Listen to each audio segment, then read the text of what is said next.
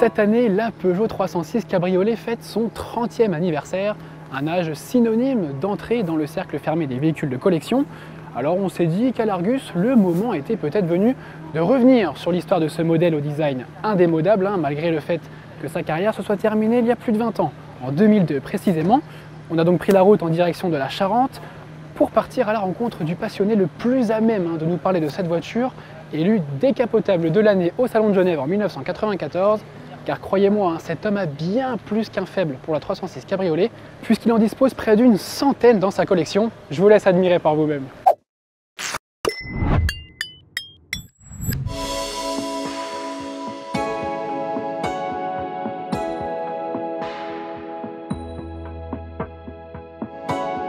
Bonjour Benoît. Bonjour Vincent. Merci beaucoup de nous accueillir ici chez vous Je vous en en Charente. Vous êtes originaire de Belgique et vous êtes l'heureux propriétaire de cette centaine presque de Peugeot 306 Cabriolet. On a une petite partie de cette collection ici, on en a combien à peu près? Une quarantaine? Ici, il y a 45 véhicules que j'ai ramenés, que j'ai fait transporter de Belgique directement. J'ai une première question. Pourquoi la 306 Cabriolet et surtout pourquoi autant d'exemplaires? Disons que par ma profession à l'époque, qui était d'abord d'être vendeur et d'être donc responsable des ventes chez Peugeot, j'ai été amené à commercialiser la 306 Cabriolet en 1994. Et votre collection, elle a débuté comment du coup? Quand vous l'avez vue, vous vous êtes dit, voilà, c'est le coup de foudre, je veux une 306 Cabriolet. C'est à peu près ça. Il y avait un monde de différence entre une 205 et une 306.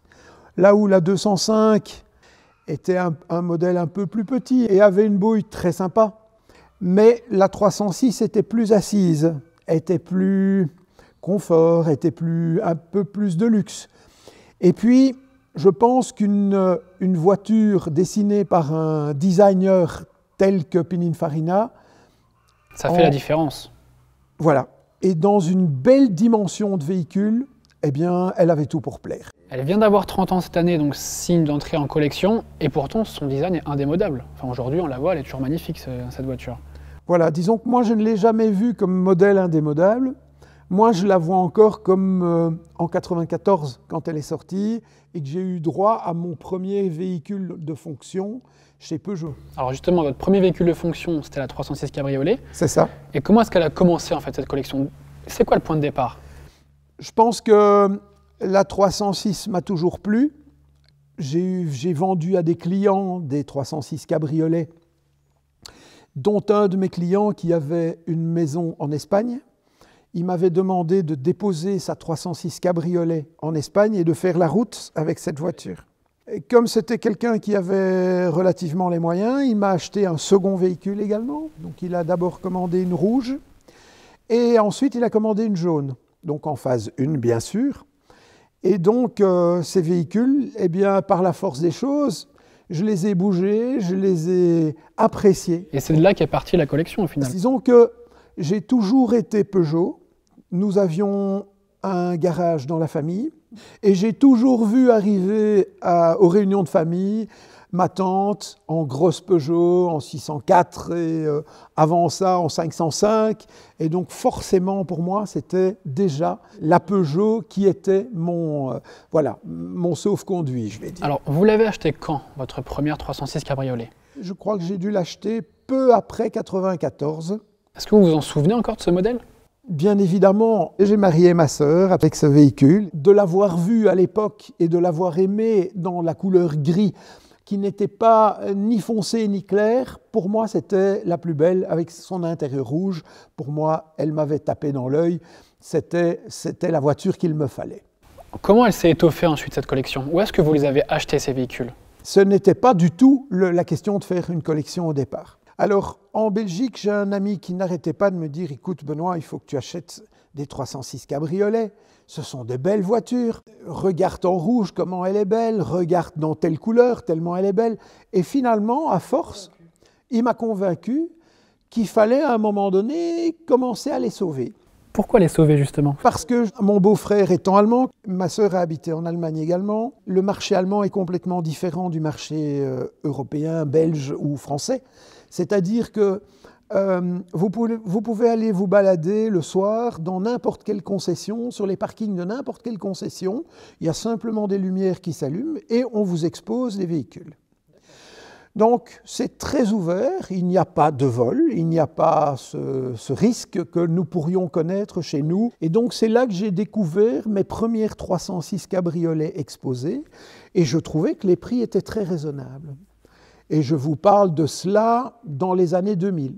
Donc elles avaient déjà quelques années, les premières avaient quelques années, et donc j'ai commencé à voir les modèles arriver à des prix raisonnables. Le premier véhicule qui m'a été proposé d'acheter, je suis un jour rentré dans une casse parce que j'avais besoin d'une pièce auto, et j'ai vu une 306 cabriolet sur le toit d'un 4x4, et j'ai posé la question simplement, j'avais fait le tour, la voiture était parfaite, je crois qu'elle a 80 000 km, donc c'est vraiment rien du tout. C'est une phase 1.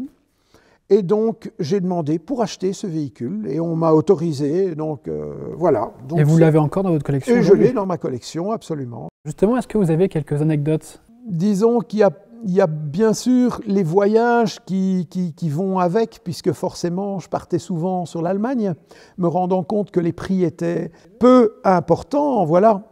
Je me suis équipé forcément parce que j'avais un véhicule personnel, mais qui finalement ne pouvait pas fonctionner avec une remorque, avec le poids, avec le nombre de kilomètres que j'allais faire, puisqu'il y a des années où je faisais plus de 100 000 kilomètres pour aller chercher des véhicules. Voilà, parce que j'allais les chercher partout, aussi bien à la frontière autrichienne qu'au fin fond de la Hollande. Donc j'ai ramené vraiment des Peugeot 306 de partout. Et de fil en aiguille, je suppose qu'avec une collection pareille, les rencontres aussi que vous avez faites, certaines personnes se sont dit, voilà, aujourd'hui ma 306 cabriolet, je ne m'en sers plus, mais au lieu de l'emmener à la casse, pourquoi je n'appellerais pas Benoît?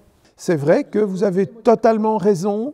J'ai un jour acheté une première 306 cabriolet, que j'ai bien sûr toujours, à un gars très sympathique en Allemagne. Et ils m'ont vendu une première 306 rouge Lucifer. La personne avait eu un coup de couteau dans sa bâche et donc ne voulait pas changer la bâche. C'est comme ça que j'ai acheté cette première voiture. Par la suite, il a conservé mes coordonnées et il m'a aiguillé sur une autre. J'en ai encore acheté une troisième par son intermédiaire. D'ailleurs, je peux même vous dire que la dernière 306 vert réflexe qui est ici à l'entrée, c'est lui qui m'a contacté en me disant « j'en ai trouvé une pour toi, elle ne roule plus depuis longtemps.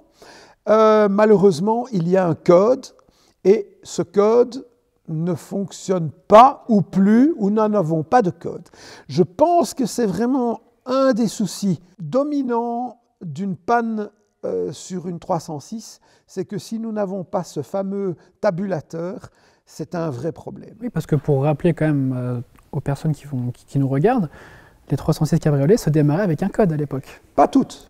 Les toutes premières en 1994 étaient vraiment, je vais dire, assez basiques. Le tabulateur est arrivé un rien après. Il y avait trop de véhicules qui étaient volés.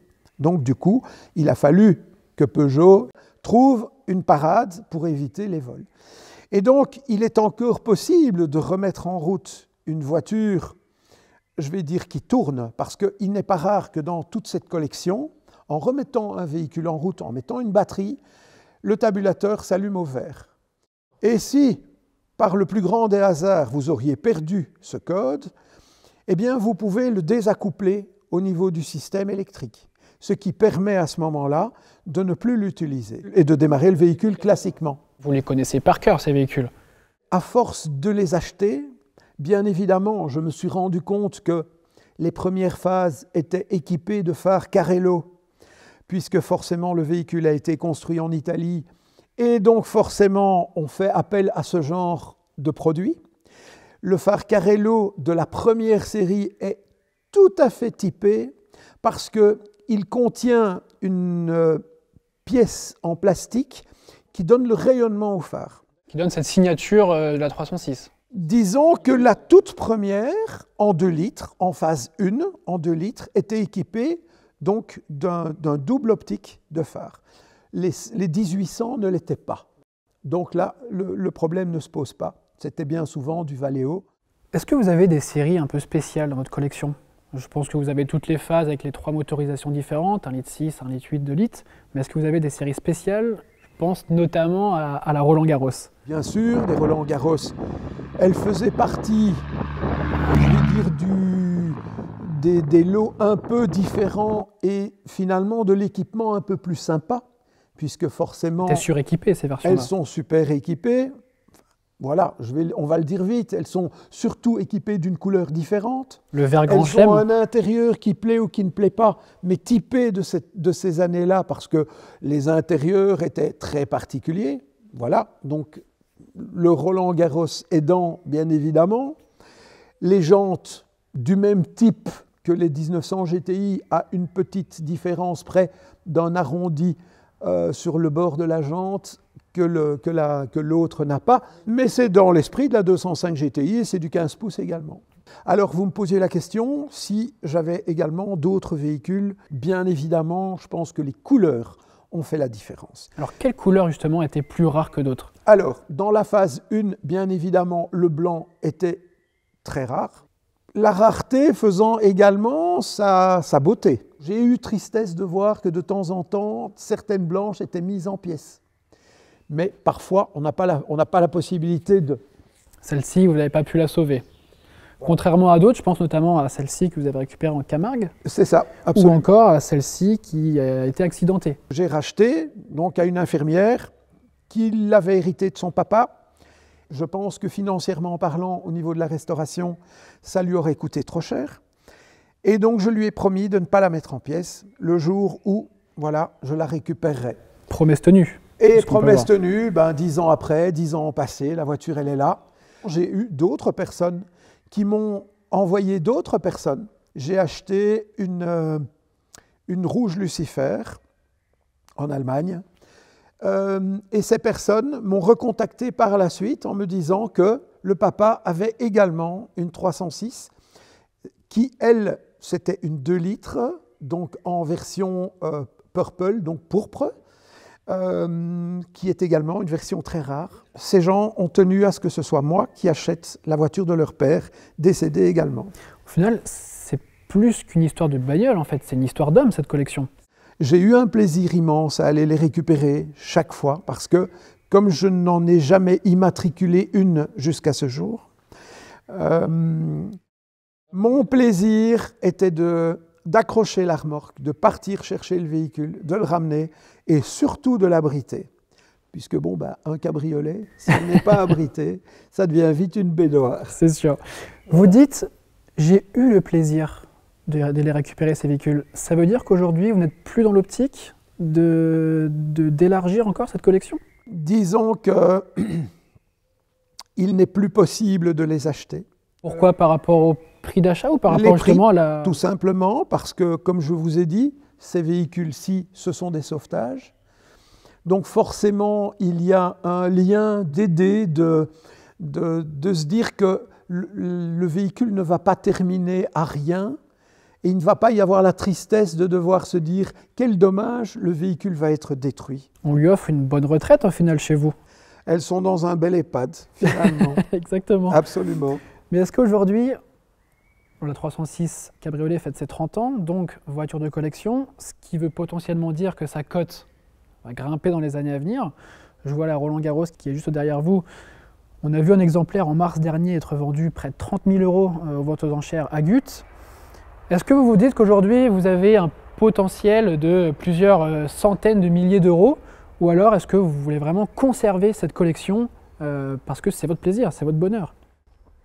Je vais vous répondre simplement, plaisir d'abord.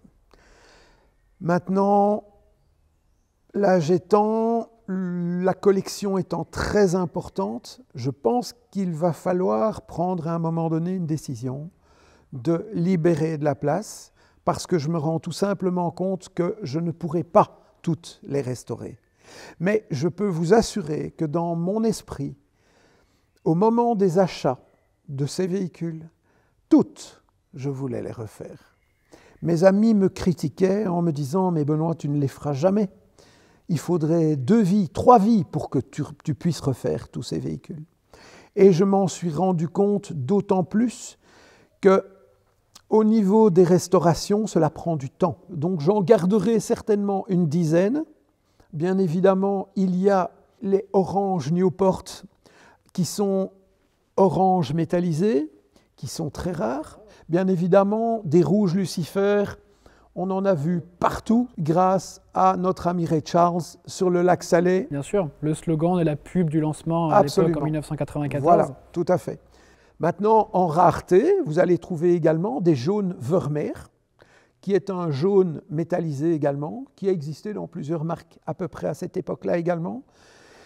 Il est rare d'en trouver, j'en possède 2-3. Bien évidemment, encore une fois, en version, ces soupapes, ce sont les plus rares et les plus recherchées. Une autre couleur également qui peut être intéressante, à mon avis, à trouver, c'est la couleur pourpre, hein, donc cette fameuse couleur lit de vin, qui est très jolie également, qui existait beaucoup sur les phases 1, très peu sur les phases 2.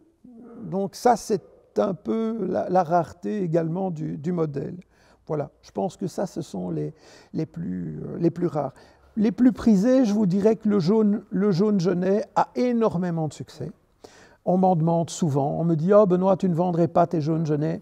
Et chaque fois, je suis prêt à vendre et au dernier moment, je dis non, finalement, ça m'arracherait le cœur. Ça vous déchirerait le cœur de les vendre aujourd'hui. Vraiment. Vous êtes acheteur, mais vous ne les vendez pas, ces véhicules? Ah non, je ne suis absolument pas vendeur.